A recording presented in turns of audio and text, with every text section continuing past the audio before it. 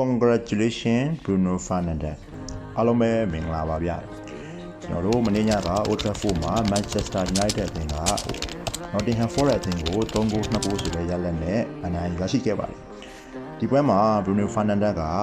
ဟိုးဖန်တီးမှုတစ်ချိန်ပြုလုပ်ပြီးတော့ဒီရင်တော့ကစံချိန်တင်ထားခဲ့တဲ့100ဒီထဲမှာဂိုးဖန်တီးမှုအကြိမ်20ဆိုတဲ့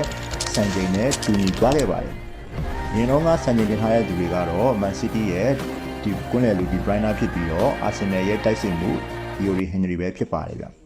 ဒီပွဲမှာ Manchester United အသင်းရဲ့ Bruno Fernandes ကဂိုးဖန်တီးမှုဒီထက်ပိုပြီးတော့အများကြီးရတဲ့တယ်ဗျတိုက်စစ်ပိုင်းကဂိုးပေါင်းတည်ကြမယ်ဆိုလို့ရှိရင်ဒီပွဲမှာ Bruno Fernandes ကနှလုံးနဲ့အထက်ကိုဂိုးဖန်တီးမှုရရမှာဗျဒါ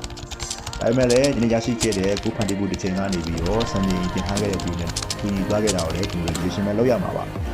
နောက်ပွဲနောက်ဆုံးကြံခဲ့တဲ့ပွဲစဉ်38မှာ Bruno Fernandes ကထပ်ပြီးတော့ဂိုးဖန်တီးမှုတွေလုပ်ပြီးစံချိန်ကိုချိုးဖျက်သွားမလားဆိုတာတော့ကျွန်တော်ဆက်လက်ပြီးစောင့်ကြည့်ရမှာဖြစ်ပါတယ်